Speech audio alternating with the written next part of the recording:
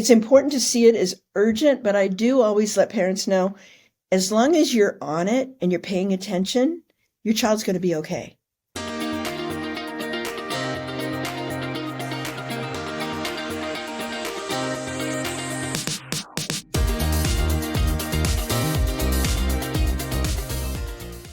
You're the biggest advocate of them all. What are some like smaller ways, but essential for one's own child that you think are most important for advocating for your child? Well, I think you have to become really knowledgeable. And that's why I wrote DyslexiaLand. It's like it's a nice little primer. And so you don't have to run all over the internet looking for information. It's like all in one place. So become educated about, I mean, it's a big learning curve because there's so much you have to learn. Learn about dyslexia, learn about your child's manifestation of it, learn your child's strengths and challenges that need to be addressed. You got to learn about the school system that your child is in and where they're at, what their curriculum is, what's their tenor about all of this situation. And then you have to learn what are you willing to do about it. I really suggest to parents, just focus on your child. While you need your child to be happy and healthy and your family needs to be calm. Don't try to help everybody else. Just focus on your child. And, later on, I mean, like they get crazy with me because like my kid is like out and gone, it's like, what are you still doing here? It's like, well, I'm doing it for those parents of the 8-year-old who's struggling, who they shouldn't and can't at this point. So I don't want them to feel like they have to be out and crusading or anything like that. They don't. They should just focus on their child and mostly build the child's strengths and teach the child about it. Teach the child about this is a learning difference. There are all these amazing people who have it. Read books about the successes and, the Percy Jackson and the Henry Winkler series. Here's Hank and all of those so that they feel good about it and they're matter of fact about the whole thing. Yeah. Mm-hmm. So that knowledge is so empowering for kids so they don't feel bad. The other day I did a talk at a school and a little girl actually, she piped up and she told me, or told the whole class that her sister has dyslexia and she was the younger sister. She talked about how hard it was for her sister and how bad she felt as the younger sister because she could read better than her older sister. And so these kinds of like real conversations that can be had are very powerful. And so it's not a secret as we start eliminating the shame. So I'll tell you, I have met more adults, 40s, 50s, 80s, who still carry with them a sense of shame about their struggles in school. So that's one of the things I always try to teach the kids is be a good friend, learn about this and talk nicely to your friends and never make fun of them. So yeah, I think that's a really good point. I was actually surprised because my daughter recently was telling me she was really surprised to find out a classmate in one of her classes also had dyslexia and accommodations. And so, I don't feel like it's quite that situation that you were talking about. Thankfully, that with the shame and all that, but it's still kind of like not really talked about though. Like it's kind of like people don't have a sense, the other kids, of the fact that there's quite a few other kids with accommodations, for example. So it's all kept really secret. And I understand privacy, but I also understand the value in connection, which is why I have, outreach to the community. And sometimes parents, they'll come to a meeting and they'll go, I didn't know, it's like, oh, there's strength in being able to connect with other people who are dealing with the same situation. So, and of course, I can't tell you during COVID, I have an old house with a big front porch. During COVID, I had so many parents come to my house. We social distanced and on the outside and, on the porch, we would talk about because for the first time they recognized my child is really struggling and I don't understand why. And so, that word of mouth kind of spreads and people do have to talk about it. And it's so, and we have to normalize it. And so I think that, the last 10 years or so has been so helpful. And I always tell kids, the whole thing of technology, if you're going to have dyslexia, this is a really good time to have it because you can use, Learning Ally and you can use Bookshare and you can, speech to text and text to speech. There's so much that's helpful. so yeah, it's not as, if we could normalize the feelings about it, it's much more, it's easier to have it today than it used to be. Yeah. Yeah. I think that's a really important point, actually, to not forget how much progress we have made. So if I think about a generation ago when Sonia and I were in school, it just wasn't really addressed. And if you think sort of two generations ago, um, it was just not even a thing. Like, I mean, it was a thing clearly, but it wasn't recognized as as something.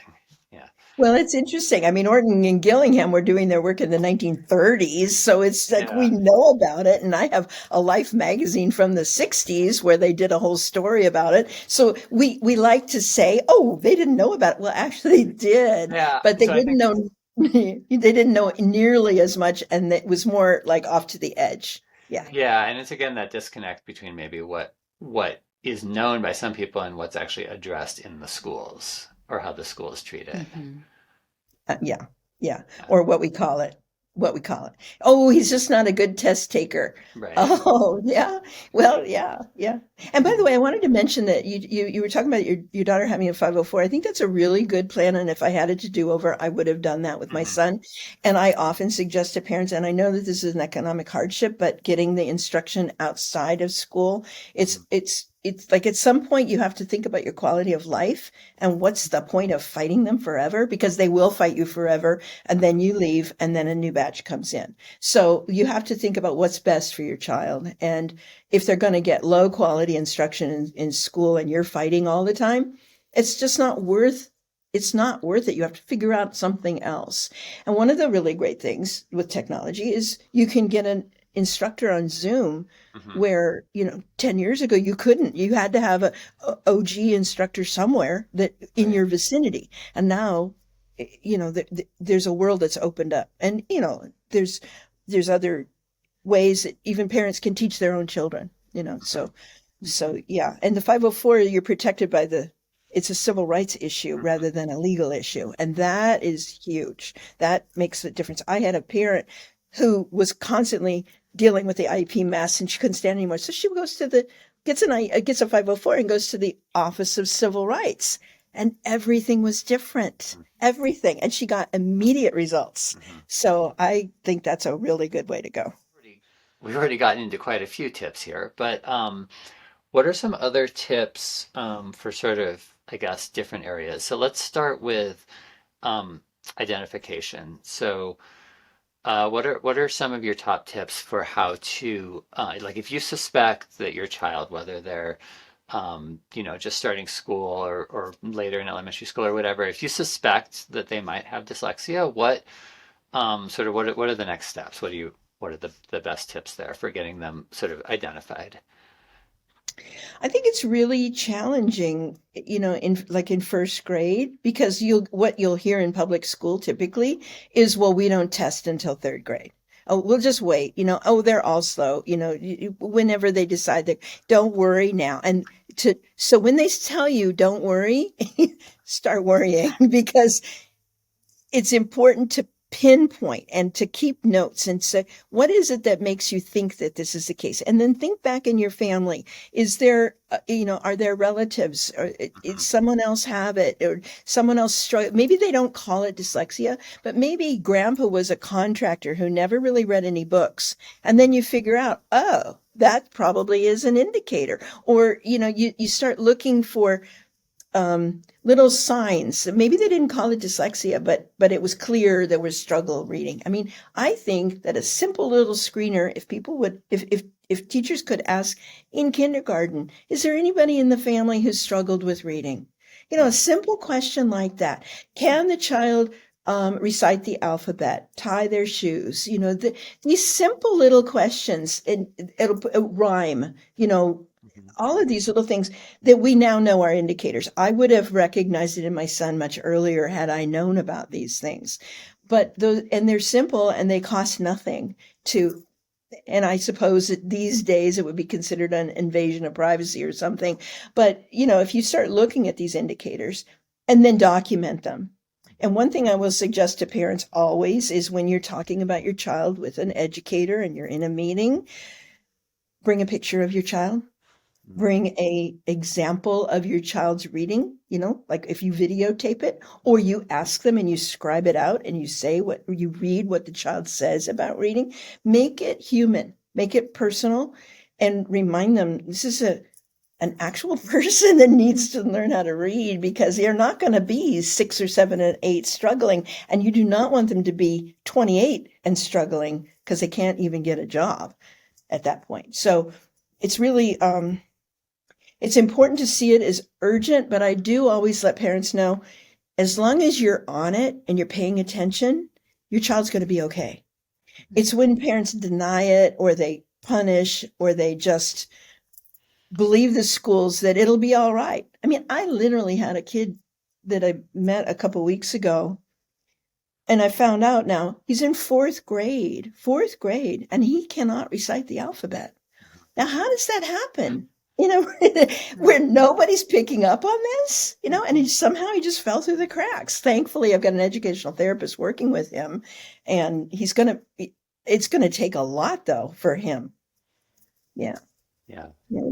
Yeah, that's such a good tip about humanizing your child too, because again, it's like I think the intention's already there to humanize them, but just in the way institutions work and the way psychology works, it's important. It's important to make that connection and to really point that out. Like, this is the story of the real human involved here. I love that tip. Yeah. Yeah, I actually did that myself. It's 13 years ago, I wrote a cover story for our local paper. It's like one mom's journey, with dyslexia. And in it, I asked my son, what's it like for you to read? And it's heartbreaking when he talks about how he reads one line and then he says a word gets mixed up and he has to go back. And at the end, he says, and then I feel stupid. And it's like it capsulized in like 3 sentences, that universal experience. And it was amazing, and it gets you. It just gets you. And when I tell that little boy that I just met, I was doing an event, and he came up to me and said, I can't read. How brave of him. How amazing that he recognized what I was talking about in himself. Yeah. So we really have to listen to these children, because they are very aware. And as early as like 1st and 2nd grade, they know who's struggling and who's not. And, they can tell you, and they feel terrible about it. I know one little girl, she wrote, they gave her a prompt, what I wish. And she wrote that I could read. She was like 2nd grade. Yeah. So, yeah. Yeah. It's a problem for everybody, and the children feel it. So it's not just all these adults yakking at each other. Yeah. It's like, talk to the kid and listen to what they have to say about it. Yeah, that's so important to bring it back home to that and connect it back to that. Yeah, and that was one of the biggest indications for us. I mean, long before we realized that our daughter had dyslexia, we realized that going to school every day was not only making her feel stupid, right? But she was actually regressing in her academic ability after being at school all day, right? Well, and probably not just academic, but in every situation. Yeah. And I had that exact same thing happen. My son went to an alternative, really hippy-dippy kind of elementary school, which was fabulous for him. But when he wasn't reading, I'm thinking, oh, he needs more structure. I'm going to take him to the regular school. Well, he lasted 3 weeks. And during that time, he was never allowed to go out for recess. His name got on the board, and he would like, I don't know why my name is on the board. And he was just like, it was misery. And so I went back to the hippy dippy school, and I'm like, please, can he come back? And they're like, yes. And this was a public school. And when I drove him past the structured school, he looked at me, he goes, oh, Mom, look, that's that jail for kids you used to send me to. I was like, oh, that's my worst mom moment, thinking that the structure is what he needed, when what he needed was, a different approach to being taught. Yeah. Right. That they were. Again, that's such a almost universal experience. I mean, because we had similar, journey finding the right elementary school for our daughter. And she was telling us recently someone at school asked her, "Oh, where did you go to elementary school?" And she said, "Well, let me Which tell one? you the story." You know, it's Like like, here, there. yeah, Yeah, yeah, it's hard. Yeah, yeah, yeah, yeah. Well, I It's really loved also in your book how you covered the different areas involved, but you also take it by age level. So because that's an important factor mhm. too, is just different Mhm. considerations at different age levels. I wonder if you just have a few thoughts maybe as we get closer to ending here on like some tips or how things might look different or however you want to talk about age level differences. Well, one of the things is that we always talk about reading. And Mhm. at some point, we've got that, you're learning to read versus reading to learn. Mhm. But in like the middle grades, you have to really focus on writing. And so you've got to come up with solutions about writing where a child might be able verbally to tell you all kinds of wonderful stories, but feel very stymied in writing them down. So you've got to figure that out, whether it's voice to speech to text, or what I did was I scribed for my son. We, He we would, we do the same. Yeah. yeah. Mhm. Yeah, and I think that parents should feel very comfortable and give themselves permission to do whatever it takes. Mhm. Whatever it takes to get them through. Someone told me that because I was like, well, how is he ever going to get through high school? Do whatever it takes. And that included like talking with the principal, like in junior high and high school, about who are the best teachers for this kid, who's going to understand and implement the accommodations best, what are the best classes to be in where the work is going to be not rote, but it's going to be more interesting and project based. So you have to really think about how does your child learn, and then try to match it as much as possible, and connect in a human way with the teachers and the administrators in every way that you can, because for these kids, that connections make all the difference. I remember when my son was having a hard time in geometry, I went to the geometry teacher. I'm going, he rides mountain bikes all the time and he's always talking about the geometry of the bike. Could we talk about bringing in a mountain bike, and look at the angles and the physics and, like how this works? And it's like, make it concrete, make it Mhm. like they can relate where it's not just so abstract. Make it work for them so they can visualize it. And, and if you stay on really good terms, and I always was able to do that, mostly able to do that with teachers, they really are appreciative. And I've got lots of thank you letters, which like, oh, thank you. Now I know more about how to teach other kids. Mhm. So, Mhm. so really getting human with the whole thing, and just focus on your child. Yeah. Yeah. Yeah, that was wow, that was a lot of great advice there. Especially I know. resonant. Yeah, it all comes back, doesn't it? Yeah, Yeah. well, I think in particular it's resonant for us right now with, Mhm. having a daughter in high school. Mhm. Oh, yeah, Yeah. yeah, yeah. I literally every semester sat down with that principal, and he became a friend, and he learned a great deal. And you know what was the best thing? He recognized where he hadn't before. Oh, these kids aren't lazy. They didn't learn to read in second grade, and I end up with them. So Yeah. he's much more of an advocate now for better reading instruction, because he ends up with all these kids that are struggling Right. and becoming behavior problems and miserable and truant, and like we can stop that if we Yeah. see it as a systemic issue. Yeah. Mhm. Mhm. Yeah. Well, yeah, I think that's really hopeful advice about sort of the Yeah. connection story piece and, building awareness, and then also really empowering too to think of the like where can we make a Hmm. difference? Where can Mhm. we just Hmm. help them get the best class? Where can we do that? And there's a lot of that we can do. And Yeah. so We it's really can. empowering. We can, yeah, and it shouldn't be adversarial. I mean, sometimes it gets that way, and for me, because I've been in it for so long, yeah. But it shouldn't be, and you don't want it to be. You have to think this is a teamwork kind of a thing. I have in the book, I've got this equation about informed parents and aware educators equals empowered students, Mhm. and it's like that's what we want. We want everybody working together in the same way to help these kids move forward in their lives. So. Yeah. And I think it's Yeah. important to emphasize what you've been saying all along here is that sometimes in our society we get told as parents like, oh, the kids need to learn how to advocate for themselves. They need to learn how to figure things out for themselves, right? And I think it's important to as parents just to give ourselves permission, or to feel like we have permission to advocate for our children at all levels, even into high school, because Yes. like they really need it. They really need it. And that whole thing of grit, grit was really popular there for a while.